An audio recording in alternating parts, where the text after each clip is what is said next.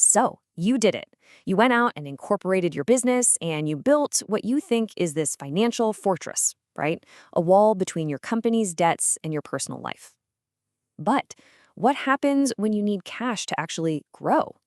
Well, today we're going to peel back the curtain on this idea of corporate protection and look at the surprising reality of how business financing really works. Okay, let's get into it. I mean, this is the big question, right? For every single entrepreneur out there. You pour your heart, your soul, everything you have into building this dream, and the last thing you want to do is risk your family's home. So when it's time to get that loan, you have to ask yourself, is this corporate shield really as bulletproof as I think it is? All right, so let's first talk about what most of us believe. It's this widely held idea, this myth, really, that just by incorporating your business, bam, you've created this perfect total separation. The business is one thing, and you, the owner, you're safe and sound behind this big legal wall.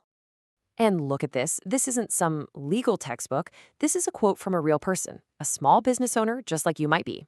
And it perfectly sums up how we all think it works. I incorporate, so my liability is limited. And you know what? On paper, that's technically true.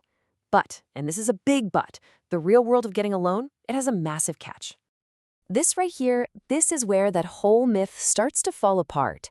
See, the shield might be strong, but lenders, well, they have a key. It's a standard tool they use to pretty much walk right around it. Think about it. If your business is new, or it's still growing and doesn't have a ton of assets, who do you think the bank is really looking at? It's not just the company, it's you. So what is this key? What is this thing lenders use? It's something called a personal guarantee. And honestly, for a lot of entrepreneurs, it's just the price you have to pay to get the funding you need to grow. So let's really break down what this thing is and what it means for your personal assets. Okay, the definition seems simple enough, but wow, the implications are massive. When you sign a personal guarantee, you are making a legally binding promise. You're saying, if my business can't pay back this loan, I will. And I will means with your own money. We're talking your savings, your car, even your house. It literally punches a hole right through that corporate shield we were just talking about. It tethers your personal finances directly to that business loan. And get this, not all guarantees are the same. You've got two main flavors. First, the unlimited guarantee. This is the one most sole owners see, and it's a beast. It means you are on the hook for the entire loan, plus interest, plus fees, the whole shebang. Then there's the limited guarantee, which you see more in partnerships. This one spreads the risk out. Your personal liability is capped, usually tied to how much of the company you own. The takeaway here, you absolutely have to know which one of these you're signing. The difference is huge.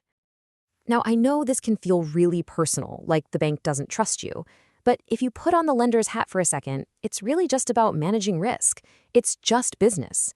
So let's take a look at why this has become so incredibly standard. It really all boils down to one thing, risk. For the bank, loaning money to a brand new business with no track record is a big gamble.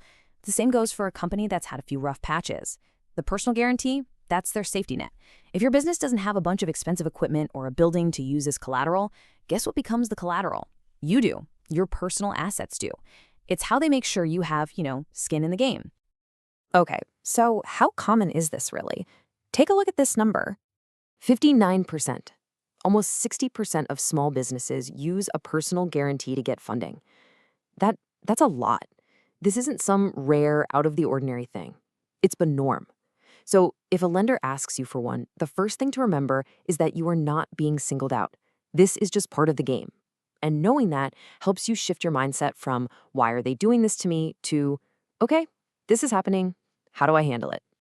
All right, so we've established that the personal guarantee is there to protect the lender if your business fails. But what if the business fails not because of the market, but because of problems inside the company, say with your partners? Who protects you then? And this is such a critical question to ask, because that guarantee you signed for the bank, it doesn't care why the business fails.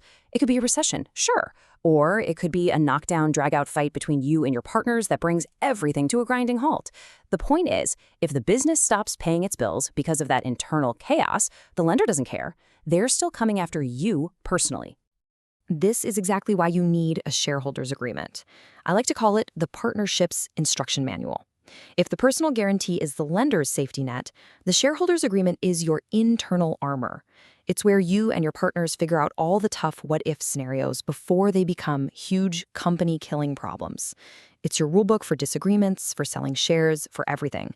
Getting this right is every bit as important as the loan agreement itself. Okay, now for the good news. This is the part where you get to take back some control.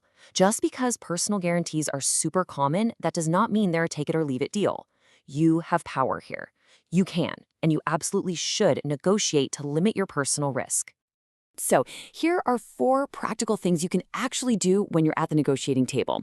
1. Try to cap the amount. Don't just accept an unlimited guarantee. Fight for a maximum dollar figure. 2, and this one is so important, try to exclude specific assets. Tell them, my family home is off limits. 3, ask for an expiry date, a sunset clause, so this thing doesn't hang over your head forever. And 4, define the exit ramp. What does the business need to achieve for the guarantee to be removed completely? Get it in writing. Okay, so we've covered a lot of ground. Let's pull it all together and ask that main question again. Are you truly protected? So here are the big takeaways. First, that corporate shield is good, but it has cracks. Second, lenders use personal guarantees to get through those cracks, and it's totally normal. Third, a shareholder's agreement is your internal armor. It protects you from your partners. And finally, and maybe most importantly, remember you have the power to negotiate. You're not just a passenger here. Look, at the end of the day, you're building a dream.